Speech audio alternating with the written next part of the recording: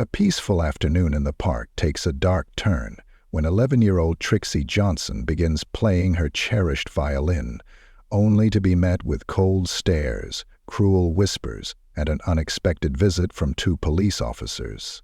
What starts as a moment of innocent expression turns into public humiliation when the officers violently destroy her instrument and detain her without cause.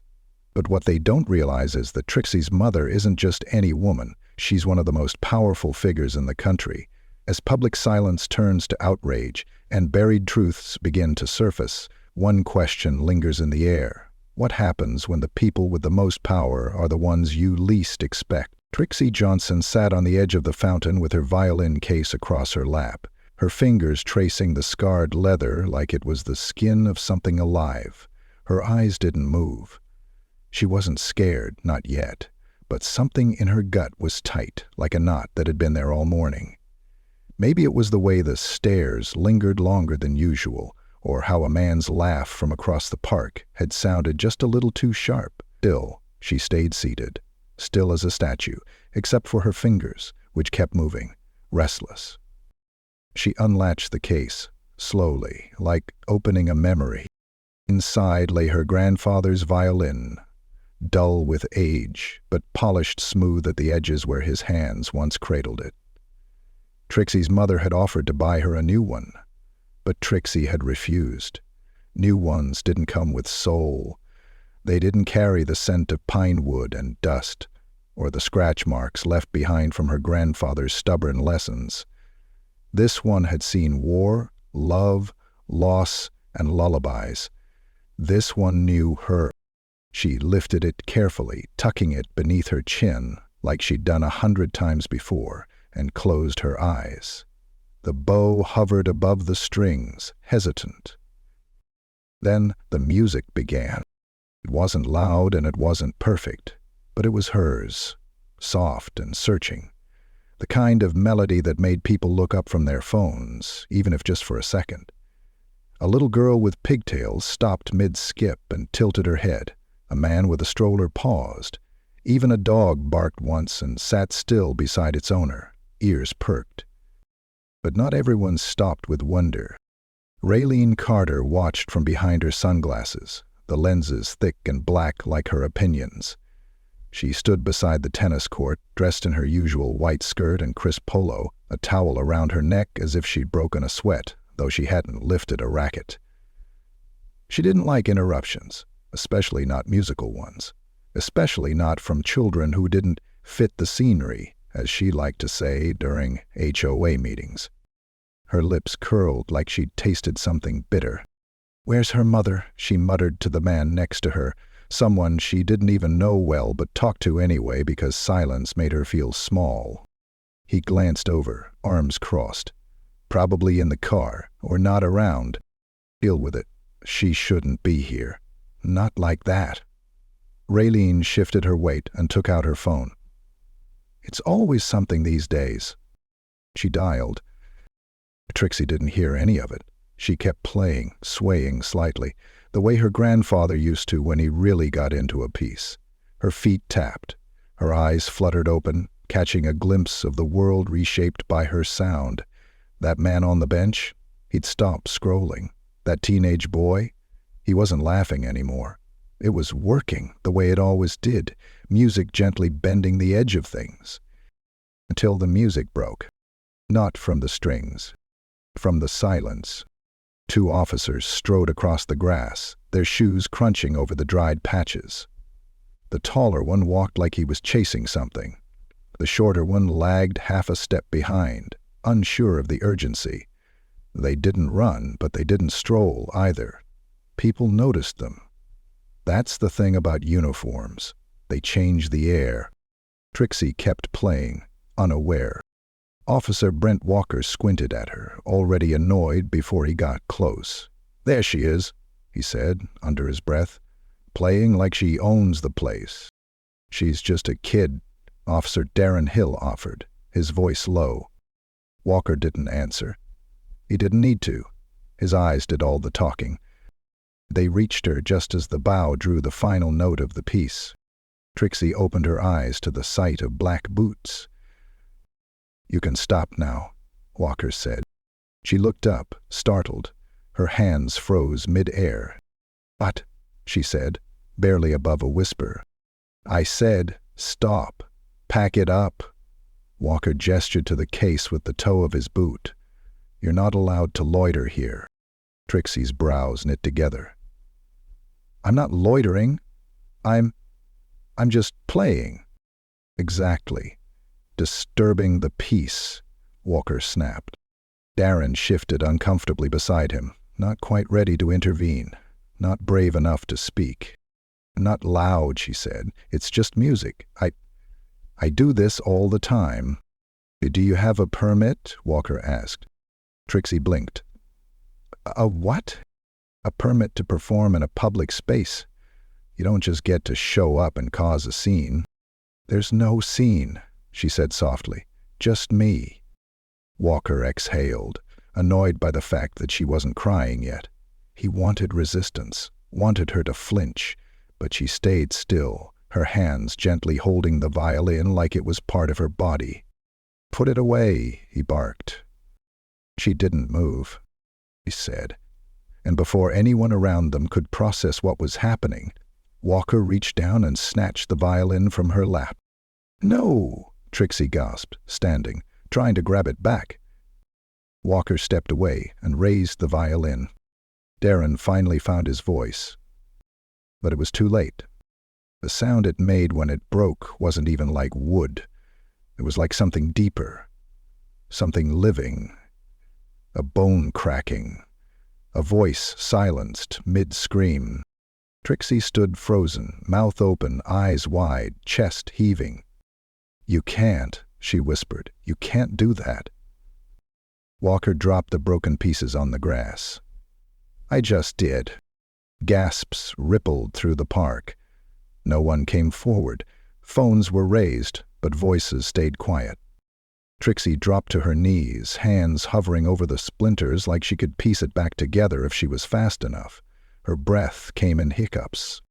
"You're coming with us," Walker said. "You're resisting authority." Darren looked at him. "She's just a kid.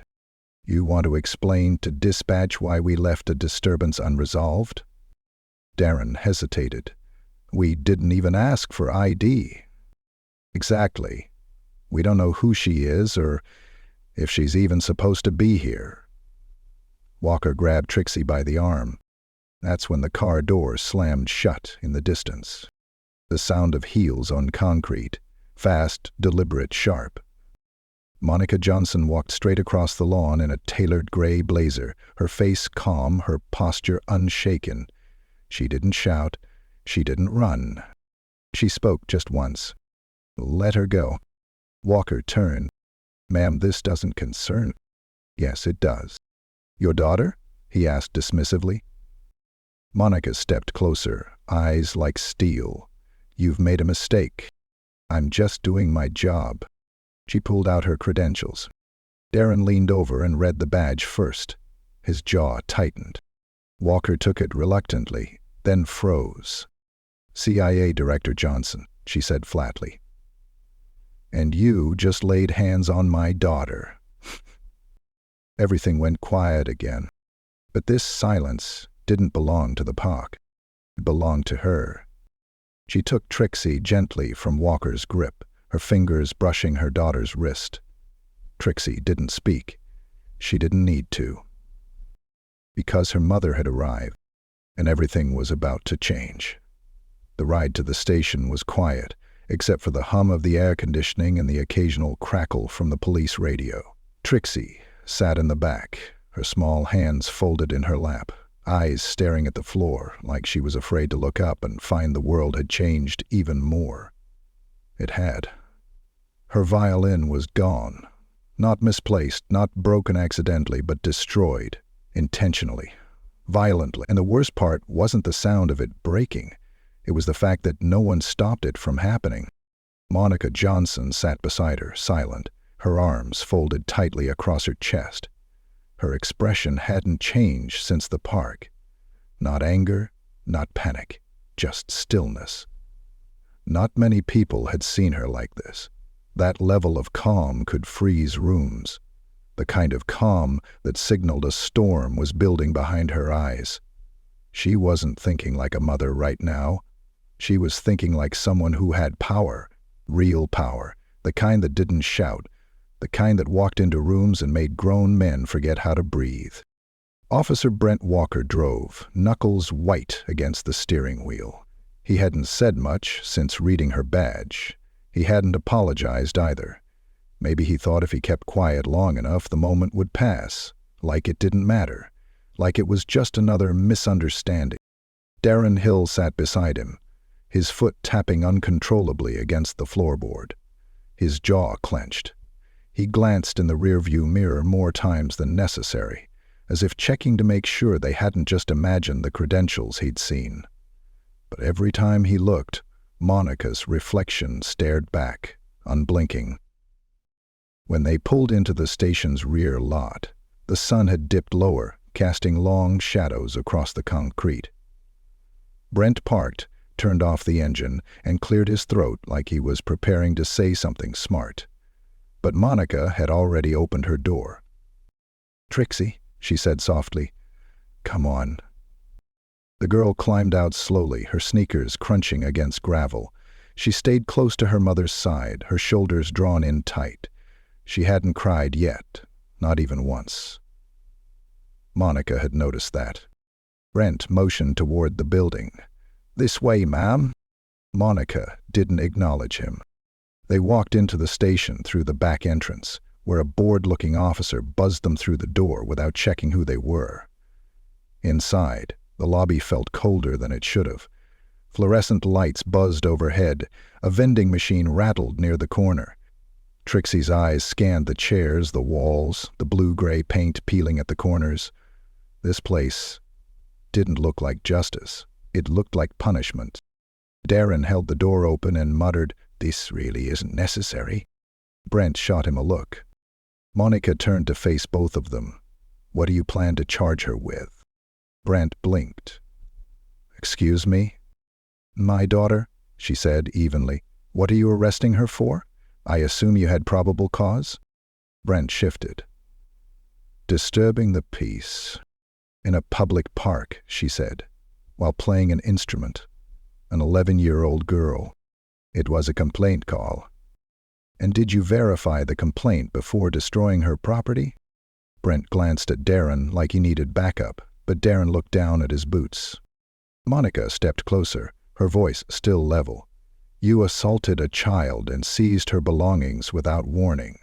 Then you escalated it into an unlawful detainment, knowing neither her identity nor mine.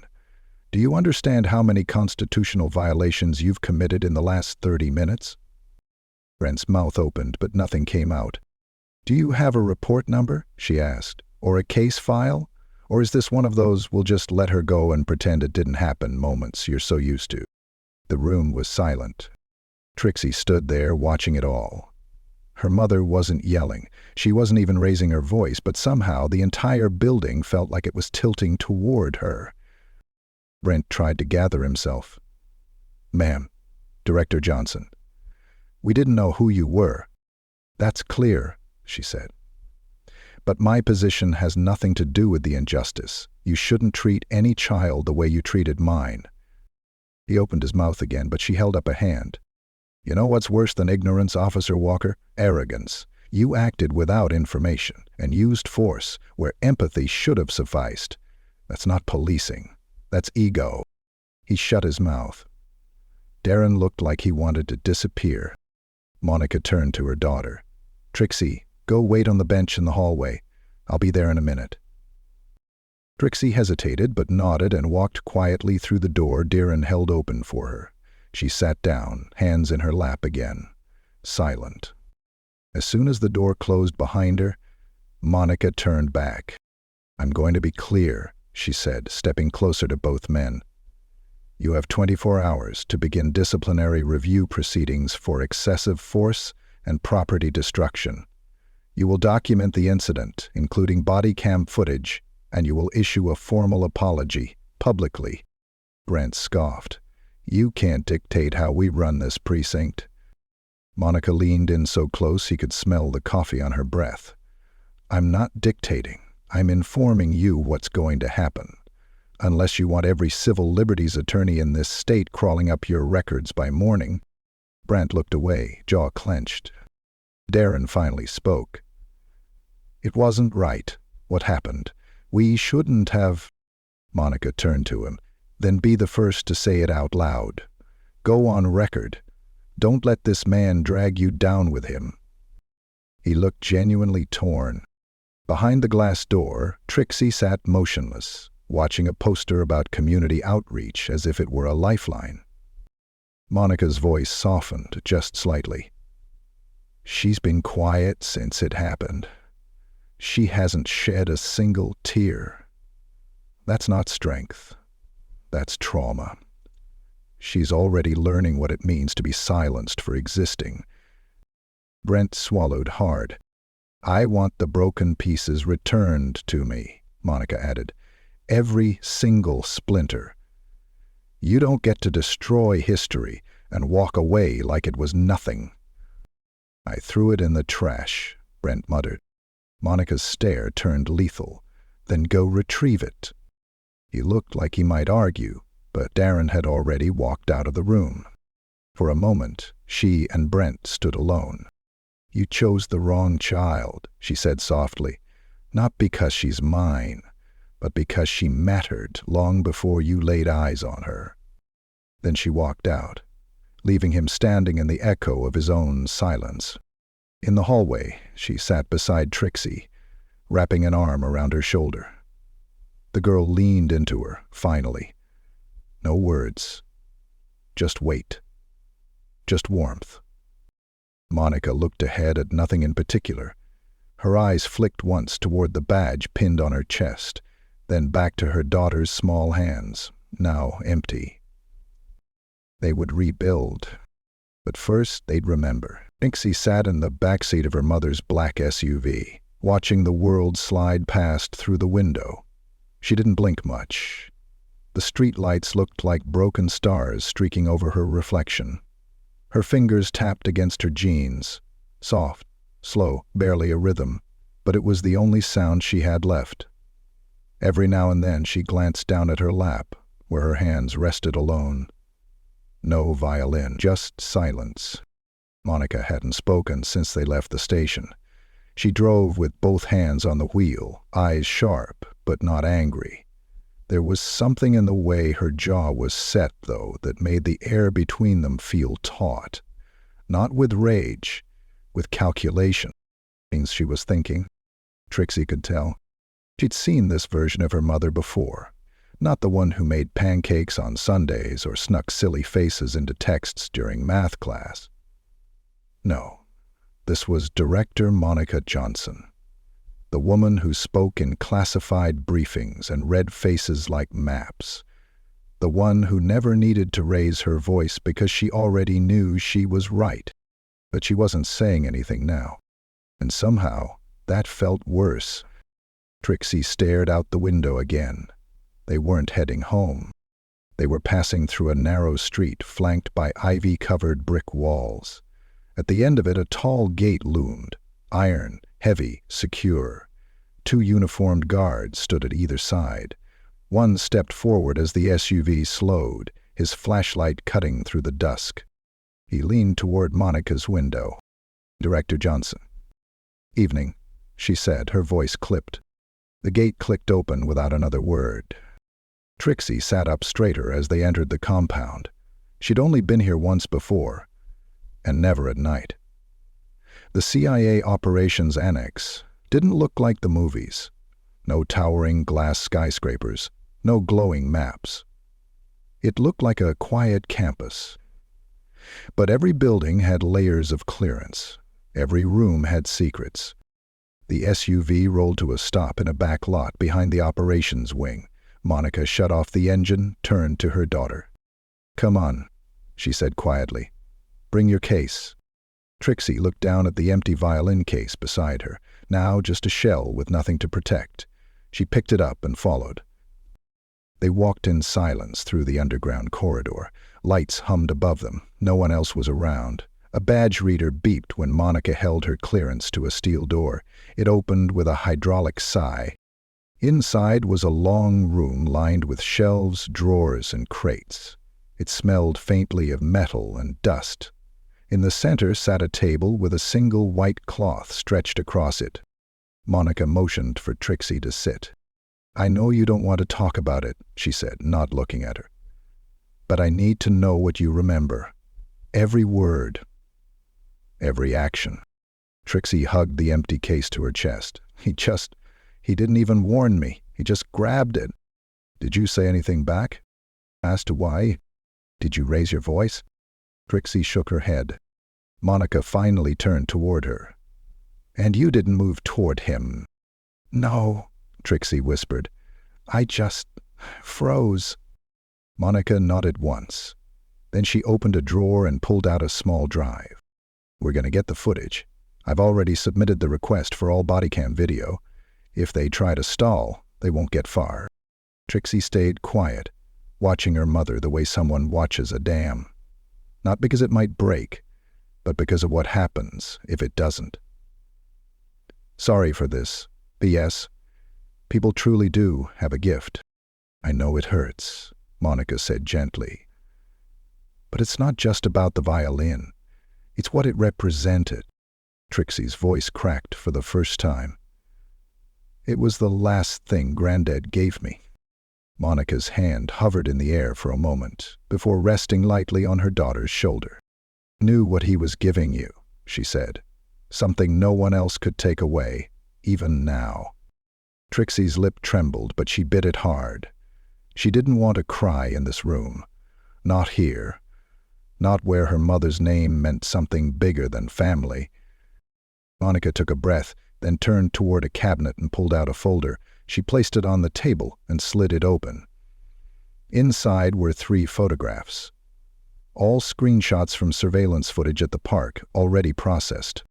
"These came from a traffic camera," Monica explained, "and the park's maintenance office had a backup feed. We'll use them." "For what?" Trixie asked. "To start the paper trail," Monica said. "We're not going to ask for sympathy, we're going to show facts, proof, and we're going to document every lie they try to tell." Trixie ran her fingers over the photo. A still of Officer Walker mid-mate. Her violin snapped in his hands. "I don't want them to get fired," she said suddenly, voice small. Monica looked at her. "I want them to understand," Trixie added. "What they did." Monica sat down beside her, eyes softer now. "Sometimes," she said, "understanding doesn't come until consequences are real." Trixie didn't answer. She just kept looking at the photo, like maybe she could rewind it if she stared long enough. A few minutes later, Monica stood again. "There's someone I want you to meet." She led Trixie through another hallway, this one carpeted, quieter. They stopped outside a room with a tall wooden door. Inside was a man with a calm face and a pair of reading glasses perched on his nose. "This is Mr. Handley," Monica said. "He's one of our psychological ops analysts, but today he's just someone who listens." Trixie hesitated in the doorway. Monica knelt to meet her eye level. "You don't have to talk, just sit. He's helped me through harder things than this." "Harder than this?" Trixie asked, frowning. Monica's eyes softened, just for a second. "Yes," she said, "and we got through it. Together." Trixie finally stepped inside the room and sat across from Mr. Handley. Monica waited outside, leaning against the wall, arms folded again, not defensive this time, but tired. For the first time that day, she allowed her shoulders to drop. She'd kept the calm, she'd held the line, but inside, her own memory kept playing back in reverse. Her daughter's hands reaching for that violin, the crack of splintered wood, the sick satisfaction in that officer's smirk. And beneath it all, the quiet knowledge that this wasn't just about a girl or a violin. It was about what people think they're allowed to break when they don't see value in what they're looking at. Monica pulled out her phone and opened her contacts. She scrolled past names of senators, agents, and advisors until she found the one she needed, a civil rights attorney who owed her a favor. She hit call.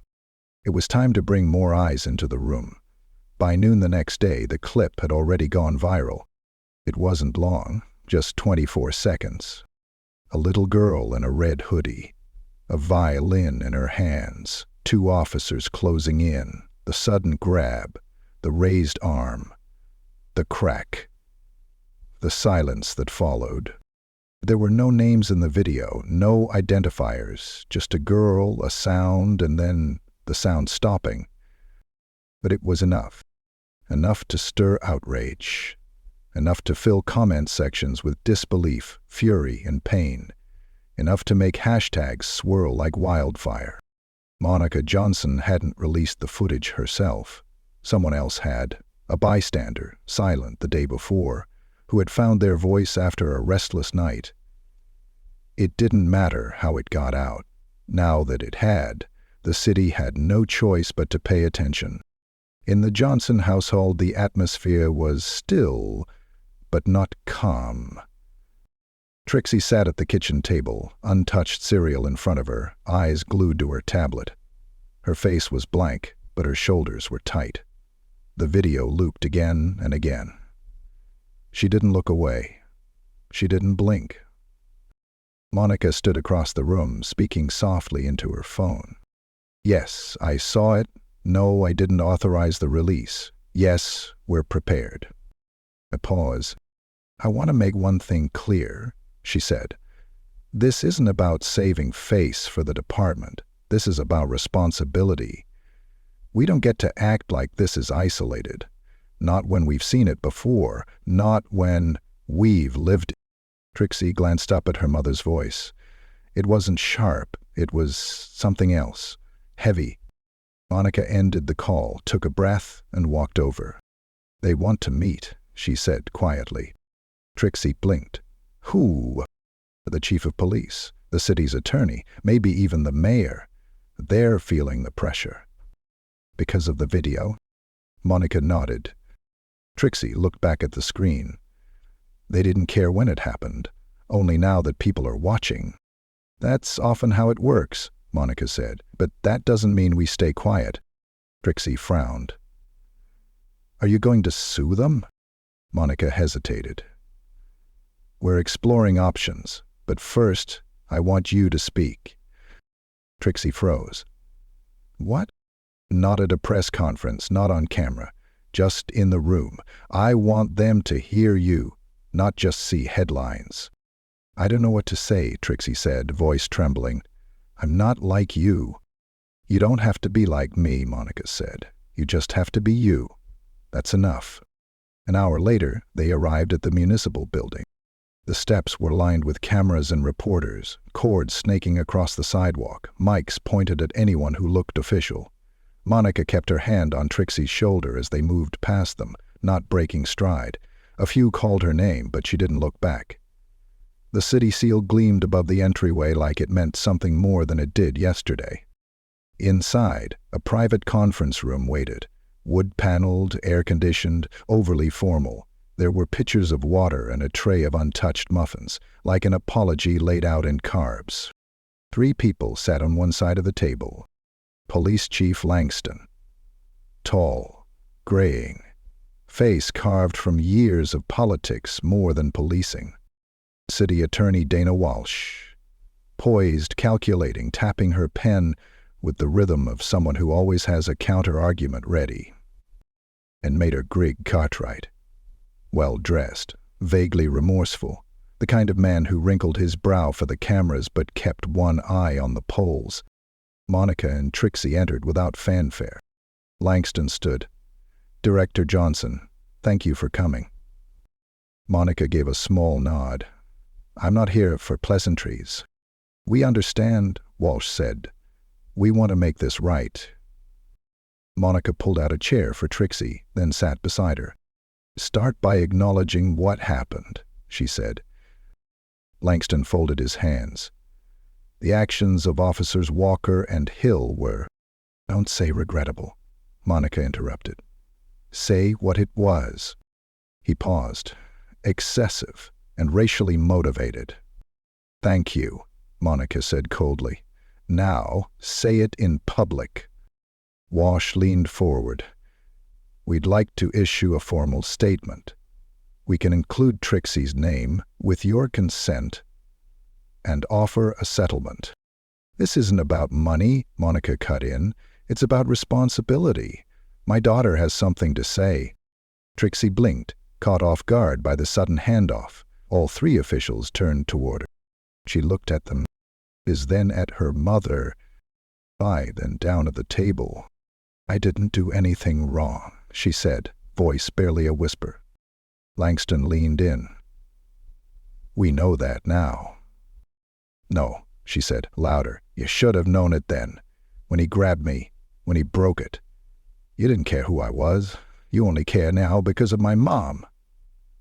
Because of what she does." Walsh opened her mouth, but Trixie wasn't finished. "You think I want to be on the news?" she said. "You think I wanted to go to a police station and sit in a room where people looked at me like I did something wrong? You think I'll ever play the violin again without remembering that sound?" No one answered. She looked at the mayor. "My name is Trixie Johnson," she said. "And I shouldn't have to matter only because of who my mother is." Cartwright swallowed hard, nodding once. Trixie sat back, hands in her lap.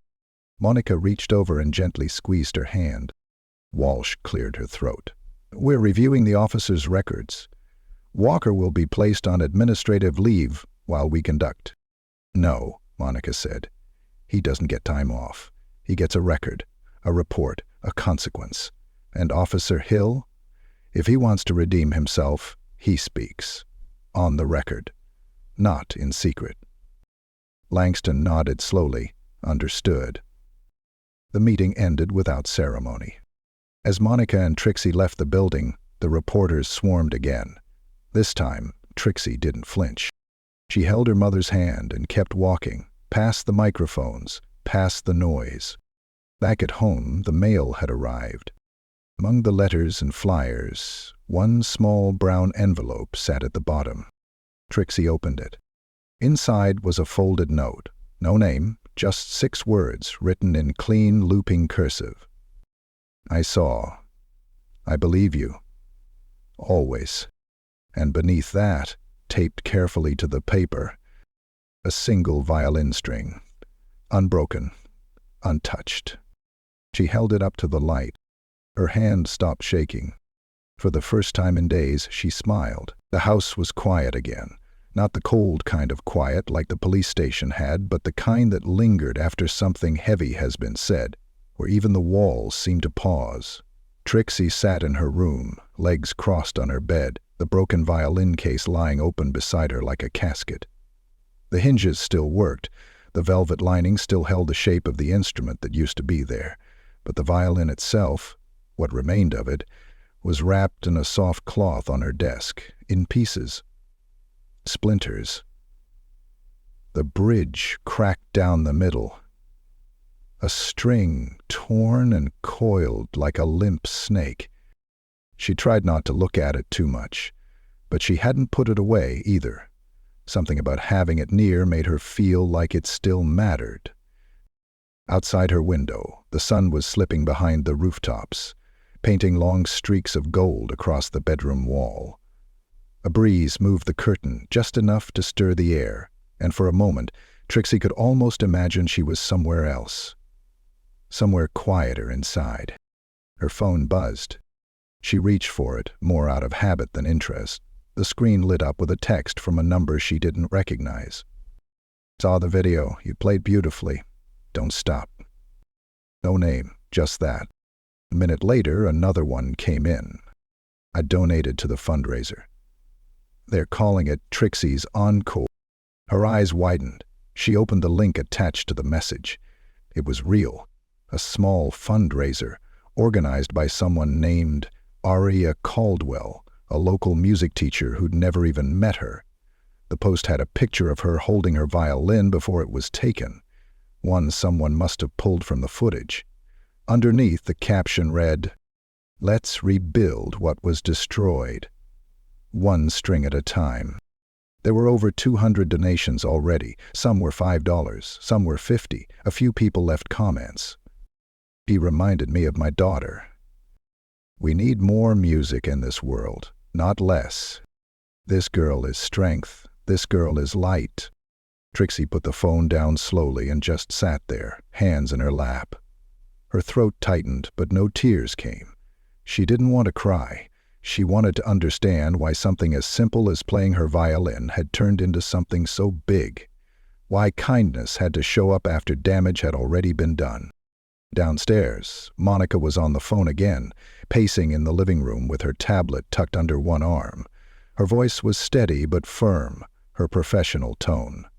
She was fielding media requests, interview offers, people from advocacy organizations asking if they could use Trixie's name, her image, her story. "No," Monica said to one of them. "She's a child, not a symbol." Trixie listened from the stairs. She appreciated her mom's protection, but something about that phrase sat heavy in her chest. She didn't want to be a symbol, but maybe she was now, and maybe that meant something. Later that evening, Monica walked into Trixie's room, holding a small box in her hand. "It came by courier," she said, "from the State Department." Trixie blinked. "Why would they send me something?" Monica set the box on the bed. "Open it." Inside was a folded note and a black velvet bag. Trixie picked up the note first. "For the girl who plays like she sees the whole world at once. Don't ever let them silence that sound. A friend in the orchestra at the UN." Trixie's eyes flicked to her mother. Monica smiled faintly. "Not all power is loud. Some of it plays cello." Trixie opened the velvet bag and gasped. Inside was a new bow, elegant, polished, lighter than her old one. The grip was carved with her initials, T.J., and when she held it in her hand it fit perfectly. "I didn't ask for this," she whispered. "You didn't have to," Monica said. "The right people are watching now." Trixie looked down at her broken violin. "It won't work without the rest of it." Monica nodded. "I know, but someone wants to meet you tomorrow at Lincoln Green Auditorium." Trixie tilted her head. "Why?" "She heard your story, and she says she has something for you."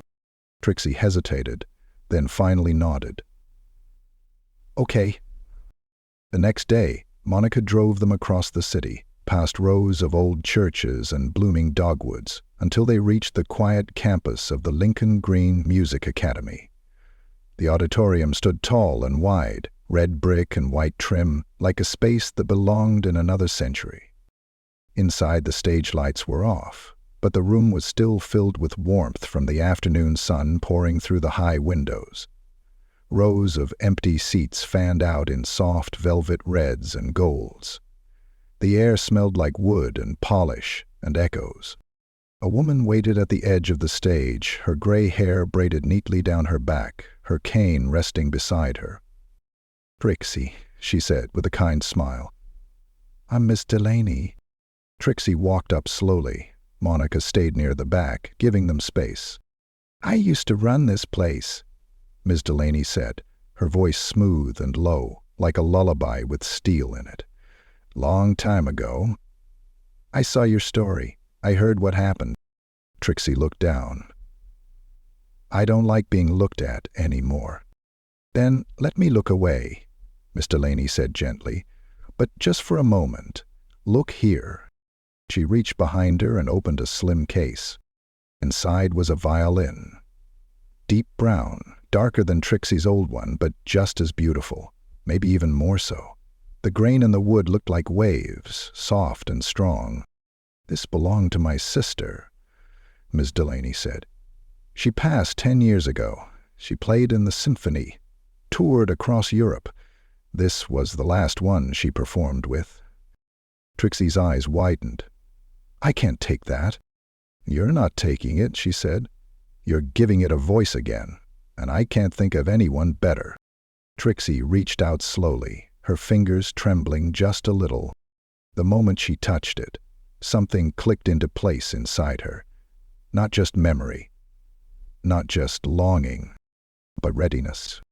She brought it to her shoulder, lifted the new bow, closed her eyes, and played. Only a few notes, soft ones, but clear, steady. Miss Delaney closed her eyes. Monica smiled from the shadows of the seats, her hand covering her heart. The auditorium didn't echo right away. It listened. Trixie let the sound grow just a little, her fingers finding the string like they remembered where they used to live. The bow moved, the note held. The breath she'd been holding all week finally let go. She didn't stop playing. Not for a while. The stage was already humming with whispers before she stepped onto it. The auditorium buzzed, not with noise, but with expectation. People filled every seat, some pressed shoulder to shoulder in the rows, others standing along the back walls. Phones were tucked into laps, cameras mounted on tripods, reporters waiting in the aisles with notepads they barely used anymore. A child with a bow and a violin had become something more than a story. She had become a moment. Backstage, Trixie adjusted the collar of her black dress, her fingers brushing the velvet ribbon tied around her waist. The violin in her hands wasn't just borrowed anymore. Ms. Delaney had written again that morning, "It's yours now. You've already made it sing." She glanced over at Monica, who stood near the curtain, arms crossed, not in defense, but in quiet pride. She didn't say anything. She didn't have to. Her smile, just a small lift at the corner of her mouth, said more than any speech. Trixie took a breath, deep and steady. Then she stepped into the light. Applause rose immediately, and Trixie blinked at the brightness that poured over the audience. It wasn't like the dim corners of the park or the sterile chill of the station. This light was warm. It wrapped around her like a welcome, like forgiveness. She walked to the center of the stage where one simple microphone stood waiting. She paused, violin resting at her side, and then she spoke. "I was playing in the park," she began, voice small but clear. "That's all I was doing, just playing." The room hushed even further, and someone thought that was a problem. They thought I was a problem. No one moved. I didn't say anything then because I didn't know how, but I do now. She lifted her violin and tucked it beneath her chin. The bow met the strings, and this time no one could stop her. The melody she played wasn't sad. It wasn't angry. It wasn't even loud. It was delicate and full, something like dawn slipping through clouds or the feeling of coming home after a long, confusing walk in the dark. Her fingers moved with new purpose, shaped by grief and healing all at once. Each note pulled the air into silence until even the smallest cough was swallowed whole by the music. Somewhere near the front row, Officer Darren Hill sat in uniform, no badge today. He had come quietly, voluntarily, alone. He watched her with an expression Trixie couldn't see, but Monica could. Regret had a shape, and it lived in his shoulders. At the end of the row, Miss Delaney dabbed her eyes with a handkerchief and whispered something that sounded like a prayer. When the last note faded, the silence that followed was thick and grateful. For a heartbeat, no one clapped. They just breathed, together. Then the room erupted. People stood. Hands came together like thunder. Some cried, some shouted her name. But Trixie only bowed once, humbly, holding the violin like it was part of her. Backstage, as the curtain fell, Monica wrapped her arms around her daughter. "You did it," she whispered. Trixie leaned into the hug.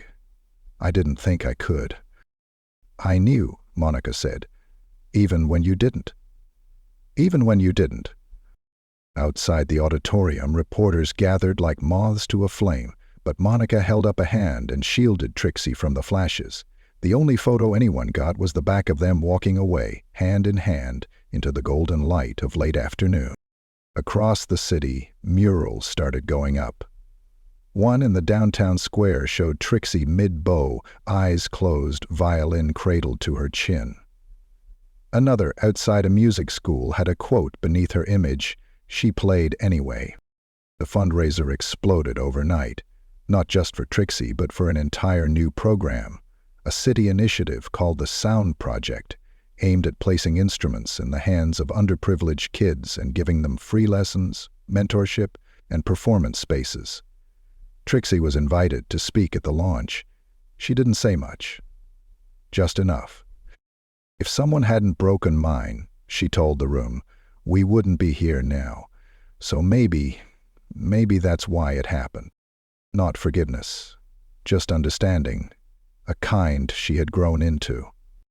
Officer Walker was removed from the force after a full investigation and public hearings. No appeal, no fanfare, just a quiet departure, his name becoming a caution instead of a threat. Officer Hill testified voluntarily, not just for her, but for the truth. He began working with the new Sound Project, handing out instruments on weekends. The violin Trixie played that night stayed with her. It became more than wood and string. It became memory and purpose. She named it hope, not because it fixed everything, but because it reminded her that not all things stay broken. Years later, when she took the stage at a major conservatory for a national competition, the judges didn't know her backstory. They didn't need to. They just listened. And when she finished, when the room went silent again, she smiled, not for applause, not for praise, but because she knew something no one could ever take away again. She had found her voice, and she played it loud,